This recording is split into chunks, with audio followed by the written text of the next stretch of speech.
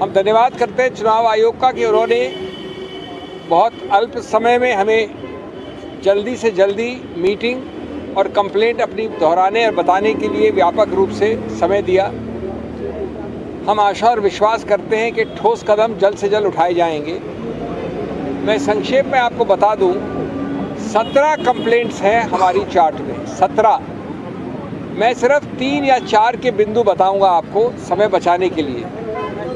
सभी बहुत गंभीर हैं और सभी हमारे मूल सिद्धांत जो इस स्वतंत्र भारत के हैं उनका उल्लंघन करते हैं, उन पर आघात लगाती हैं। इसलिए ये आवश्यक है कि जिसको हमने संवैधानिक रूप से एक पुलिसमैन बनाया है, संरक्षक बनाया है इस पर्टिकुलर क्षेत्र का, अधिकार क्षेत्र का, वो तुरंत ठोस, सही और स्पष्ट एक्शन ले, क्योंकि ये हमारे संविधान के सभी आत्मा के जितने भी प्रावधान हैं उनके बारे में है।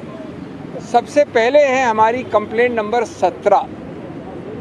इस देश के, और मैं बहुत आदर के साथ कहता हूँ, हमारे प्रधानमंत्री भी हैं, इस देश के प्रधानमंत्री हैं, और मैं वास्तव में उनका आदर करता हूँ क्योंकि बहुत मुखर वक्ता हैं, प्रखर वक्ता हैं। मैं हाथ जोड़ के उनसे कहूँगा कि उन्होंने इस प्रकार का वक्तव्य कैसे दिया, नहीं देना चाहिए और चुनाव आयोग को इसके ऊपर तुरंत एक्शन लेना चाहिए। ये वक्तव्य आप सभी जानते हैं, ये उनके ऑफिशियल हैंडल पे छपा हुआ है, प्रकाशित है। ये कल परसों कैंपेन के दौरान राजस्थान में कहा गया। इसमें मैं इसको भद्दा मानता हूँ, मैं इसको दोहराऊंगा नहीं, लेकिन इसके 4-5 तत्व आपको याद दिलाऊंगा जिसको हमने पूरी तरह से चुनाव आयोग के सामने रखा।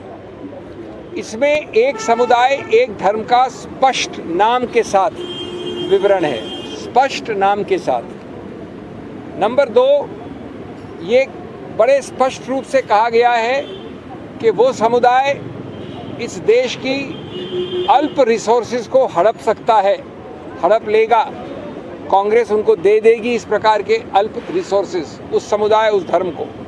नंबर 3, उस समुदाय और उस धर्म को घुसपैठियों के साथ बराबर में जोड़ा गया है। ये बड़े स्पष्ट शब्द है, प्रकाशित शब्द हैं, आपके सब चैनल्स पे हैं, आपके सब प्रकाशन में हैं। नंबर 4, ये कहा गया है कि इसका आघात भारत के हिंदू धर्म के कई जो बहुत स्थापित सिंबल्स हैं, मंगलसूत्र एक उदाहरण है, उस पर आघात हो सकता है। मैं वापस हाथ जोड़कर कहूँगा कि इतने बड़े ओहदे के चीफ एग्जीक्यूटिव इस देश के माननीय प्रधानमंत्री, हम सबके प्रधानमंत्री, उन्होंने सीधा उल्लंघन किया है, सीधा उल्लंघन किया है 123, जो किसी रूप से धर्म के आधार पर कोई वक्तव्य अलाउ नहीं करता है चुनाव के वक्त। नंबर 2, चुनाव आयोग के बारंबार सर्कुलर्स का उल्लंघन है। उसका आखिरी सर्कुलर 2024 का, वो भी ये कहता है कि किसी रूप से, परोक्ष हो या सीधा हो, आप धर्म के आधार पे ऐसा कोई आक्षेप या एक संकेतात्मक रूप से भी, या तो सीधा है, नहीं कर सकते। नंबर 3, उन्होंने भारतीय संविधान की अस्मिता पे आघात किया है। भारतीय संविधान एक गौरवशाली संविधान है जो बोम्माई केस के पहले से कहता है, पहले से, कि धर्मनिरपेक्षता, पंथ निरपेक्षता हमारे संविधान के मूल ढांचे का एक अभिन्न अंग है। मूल ढांचे का अभिन्न अंग होने का मतलब होता है कि संविधान संशोधन द्वारा भी उसको आप नहीं बदल सकते। अगर ये बात है तो आप समतल ज़मीन के लिए, लेवल प्लेइंग फील्ड, गणतंत्र, लोकतंत्र के लिए, डेमोक्रेसी, ये सब एक अभिन्न अंग है मूल ढांचे के। आप इस प्रकार के आपसी वैमनस्य के वक्तव्यों द्वारा इसको बिल्कुल नॉन समतल, नॉन लेवल प्लेइंग फील्ड बना रहे हैं और इसका इलाज सिर्फ चुनाव आयोग के पास है।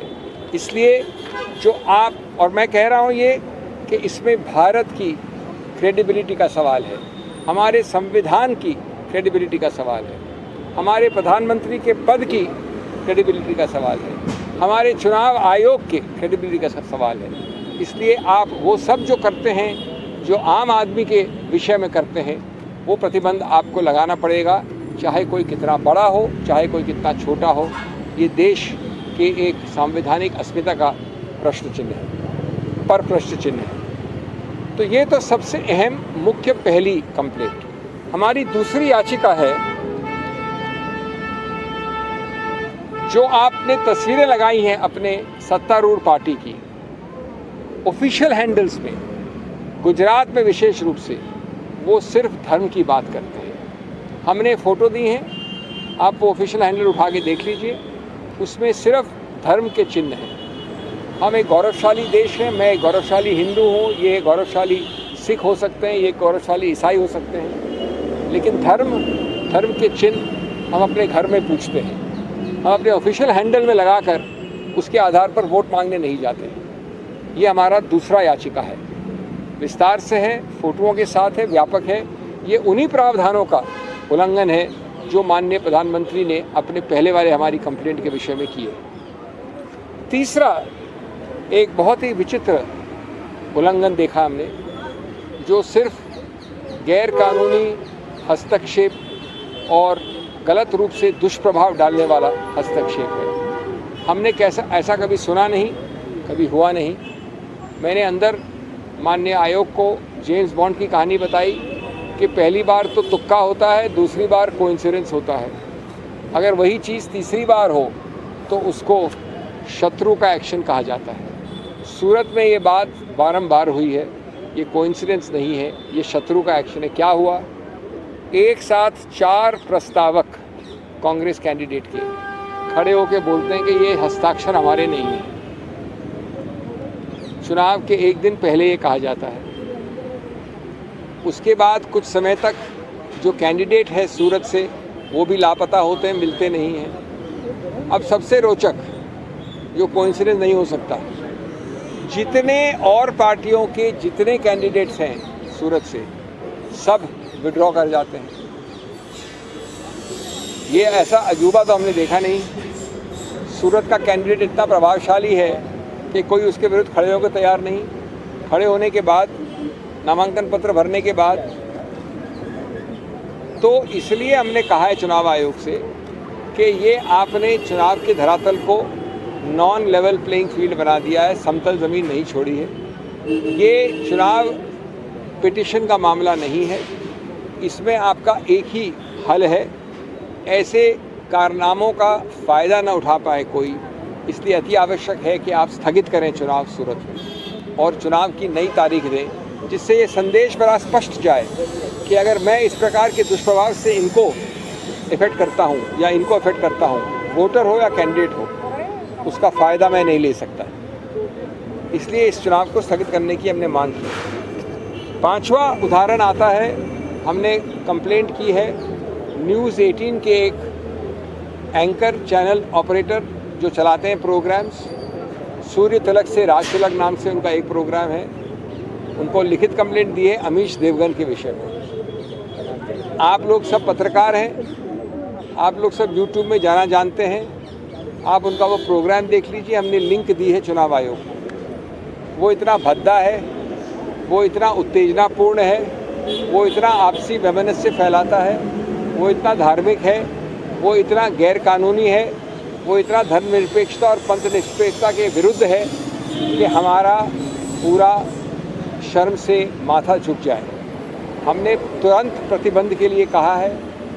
इसी महान व्यक्ति के विरुद्ध पहले कंप्लेंट्स हो चुकी हैं, निर्णय आ चुके हैं, लेकिन इस वक्त एक प्रयत्नशील काम हो रहा है कि चुनाव में जितना माइलेज निकाल सको गैर कानूनी काम से उतना निकाल लो, बाद में देखी जाएगी। कि बाद में देखी जाए पे तुरंत प्रतिबंध लगाने के लिए आवश्यक है कि इसको रोका जाए, और वो हमने हमारी चौथी कंप्लेंट में किया है। अंतिम बात जो मैंने कही, और मेरे मित्र अभी एक दो और आपको उदाहरण देंगे, जो अंतिम बात मैंने की वो थी कि माननीय राहुल गांधी जी कर्नाटक के उस क्षेत्र में कैंपेन करेंगे जब दूसरा कर्नाटक का क्षेत्र जो है वो साइलेंस पीरियड में होगा। यानी एक क्षेत्र में कर्नाटक में चुनाव हो गए, वो साइलेंस पीरियड में चला गया है, मौन व्रत के पीरियड में, और दूसरे पीरियड में जहाँ की अलग अलग चरणों के चुनाव हैं वहाँ पर कैंपेनिंग अनुमति है, अलाउड है।